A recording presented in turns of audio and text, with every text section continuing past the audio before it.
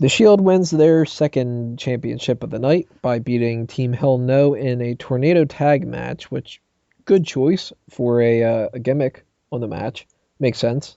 It's a little tame, but Allows them to go crazy and yeah, let things get chaotic. you don't need every match to be something on a pole or fucking stupid shit like that. No, and So on top of that, last year with Sheamus and Daniel Bryan, it was one of the best matches of the year. And that was a 2 out of 3 falls match. mhm. That wasn't like anything where you need to use chairs or anything like that. It's a simple one fall to a finish, and that gimmick fit that storyline, and so did this one. I And thought it was a pretty good match. yeah, it was one of the better matches of the night for sure. Again, it suffered from time constraints. I think if they were given a little more, it could have been, well, obviously a little more better than it was. But for 7:24.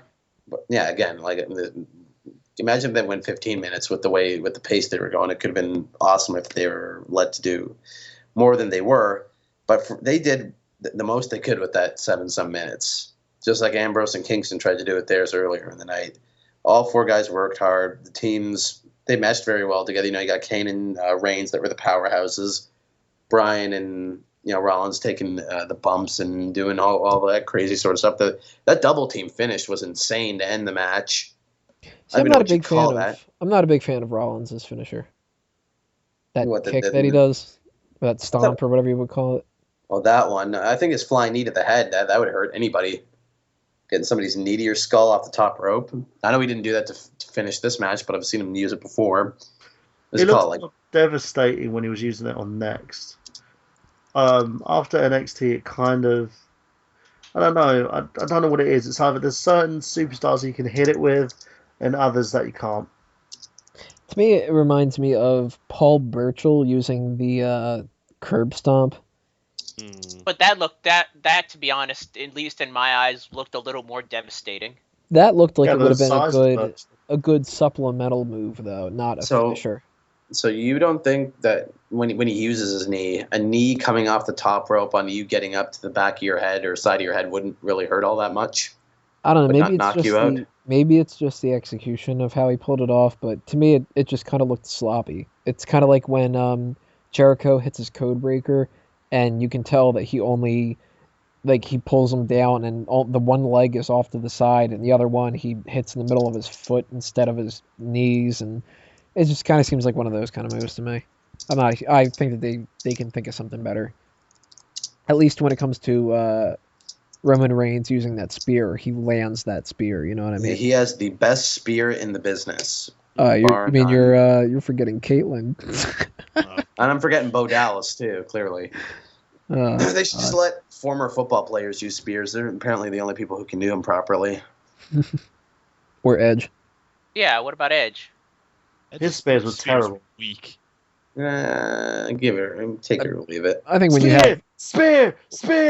have him try to spear somebody like Big Show, it doesn't make any sense. But when you have him spear like a Dolph Ziggler, it looks like it hurts.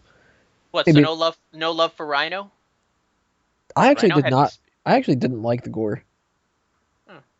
But I think we can all attest that Roman Reigns' spear is one hell of a spear. Oh yes, good spear. Well, yes, especially when it's done through the barricade. One thing I liked this match. One thing I liked in the match was Roman Reigns. He yells to, I think it was Daniel Bryan. He says, "You try to break my arm, I'll break your face." And it was just so, I don't know. I don't know if he knew that the camera was going to pick it up or he was just doing it for the hell of it. But the way that you weren't hearing anything in the match and then you just heard that, I thought it was hilarious. Just hear Reigns. Yeah, that was like, I'll break your face. Like, if any of them is not going to talk, it's Roman Reigns. He's the one that's just kind of like, Roman Reigns. And that's it.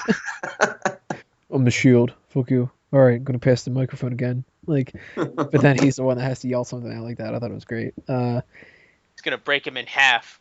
Yeah, he's going to pull Bob Core. They should have him act a little more intense. I'm sure that would actually come off really well if he just yelled and talked about how you destroy the shit out of people. I believe it.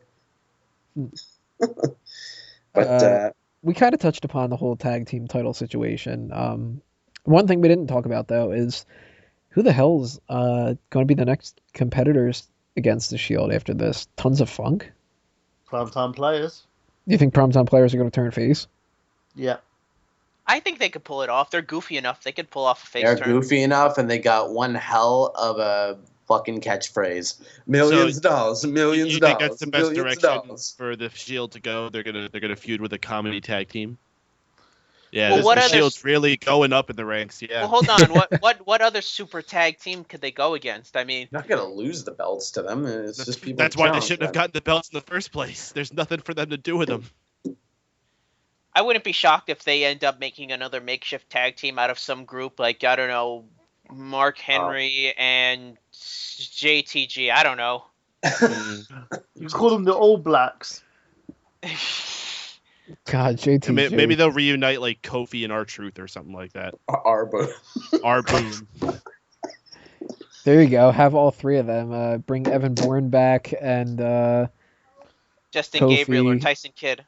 The air boom and truth. yeah. That's it'll actually be, catchy. I could see that on a T-shirt. It'll be air boom, but the R will be capitalized. R boom. Oh no, Air Broom. Okay, we're getting terribly off topic. It's just fucking awful, whatever it is. But I haven't really said my piece on this, but I'm happy that the Shield got him. I was starting to get somewhat fatigued by the whole Bryan Kane dynamic. Honestly, if they broke those guys up sooner rather than later, I'd be okay. Because It's still for the best. That's the only direction they can go at this point. I think given the crowd reaction that Daniel Bryan has, they need to do something with him. They need to. I think he's gotten so over with this tag team. I think now's the time to. He was over before the tag team. Yeah, but this got him over a lot more. You know, this. I think he's at the point now where he can go either heel or face, and he'll get just as good a reaction. He's kind of gotten to that Teflon phase of his career.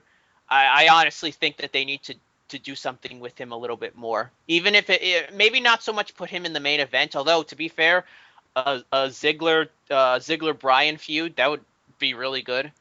They need to do something with him because I think they've done just as far as they could with the Kane tag team. I think Bryan fits very well in the World Heavyweight Championship picture. I kind of was more excited of Team Hell No dropping the championship than the Shield winning it. There is some potential, like we said, there is a possibility that Shield being the tag title holders could work out well. So I don't want to write it off completely, but I'm very hesitant to believe that they'll pull it off. And as far as like Daniel Bryan and Kane go, I would really like to see Kane be fed to Ryback, so Ryback can actually win a fucking match for once. And that already They happened. did that on Raw. Yeah, they did that on Raw like 2 weeks ago. Well, have like a legitimate feud behind it. Even if it's just one pay-per-view, that's all they necessarily need. Just to get Ryback on track a little bit. Because we all know Kane's going to come out and tell Ryback to embrace the hate, and then they're both going to push Zack Ryder off the stage again. Yeah. Well, he's going to bring back the ambulance, and Zack Ryder will still be in it, and Kane will set it on fire. And be like, They're going to call it a Wambulance match. But that would be awesome if they developed a relationship like when Kane and Big Show were together, where they just bonded over destroying things and beating people up. Like at first they're rivals, but slowly they realize they share a mutual love of hurting people. But I could see, you know what's funny? I was just thinking I could see a moment where, because they already announced the ambulance match between Ryback and Cena, I could see a situation where they open up the ambulance and Zack Ryder's still in it and you just pull him out just like haphazardly. Just be like, what's this? Get out of here. As far as Daniel Bryan goes, I think you've got a couple options. I still think he's better right now. Well, he's kind of a tweener right now. I mean, he's booked as a babyface, but he acts like a heel. Which is ridiculous because for the longest time, Kane and Bryan, they've only been facing heels ever since they won the tag titles. Why the fuck has he been saying no? No, I wouldn't the say entire time. He's a heel. He's just not. an agitated face. He's like a Lance Storm or a Steve Blackman. Yeah, he's like, well, he's not a full on babyface. That's the thing. Like he should be yesing so all the time. If they could. He does a lot of yeses now. If you watch his matches, he says yes a lot. At the end of his matches, when he wins, he says yes, but it's always no. Well, he's mentally unstable, dude. He needs help. That's true. He does have anger management issues. Yes. Well, that's what I said before, is that he's in his Teflon phase of his career. He can do either or, and it won't matter. You know, he's still going to get a great reaction. I think it's a very, very good and envious position to have. I think one potential spot that he could do is at Payback, it looks like they might do a 4-way for the Intercontinental Championship. And if that happens, I wouldn't be too surprised if Fandango wins the title from Wade Barrett by pinning somebody like Miz and maybe starting a feud between Miz and Fandango. I could see Daniel Bryan feuding with Fandango afterward. I could see Bryan having an upper mid-card feud with somebody, maybe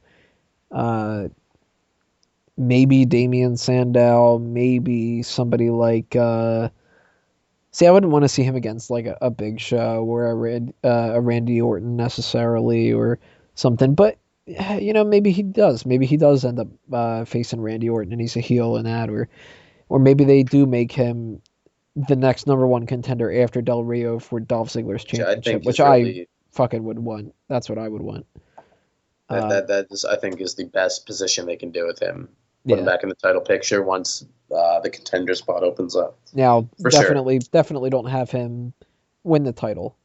I know you could easily do a few pay-per-views with that program for sure. Yeah, I mean they have classic matches together, so I think it's kind of like it's a weird situation. Kane really has nowhere to go. He's not going to go backed up prominence or anything like that, so it doesn't really matter too much. Bryan has a bright future ahead of him. The Shield, that all depends on booking. But we're leaning towards a bright future for those chaps. So, last thoughts. Anybody want to throw anything else out there? It was a very good match. I thought it was chaotic. It was fast paced. It was everything it needed to be. Again, like most of the undercard matches on the show, it was too short, but in a way, it didn't really harm its overall quality. Could it have been better if the match lasted longer? Absolutely, but it kept me thoroughly entertained through it. I have no problems with this whatsoever. Anybody else? Well, the guys have great chemistry with each other, so, you got what you got. I mean, they've had great matches before with each other, and they had great matches now. I see the feud lasting until after Payback. Still like 2 more pay-per-views? Mm-hmm. No, meaning Payback being the last pay-per-view, right? Yeah. Oh, okay. I was going to say, shit, if they're going to end up doing another one after that, goddamn. The next one's Money in the Bank, and that's going to completely throw a wrench into everything from the summer onward. So, yeah, well, that actually could be a spot where they could end up having primetime players against the Shield or something like that, just because everybody else will be in the Money in the Bank match. Unless they're actually going to be in the Money in the Bank match themselves. Maybe. I don't know. I hope not, but maybe. Next part we're going to talk about is going to be, and I fucking hate how they do this, the Extreme Rules match. Randy Orton against Big Show.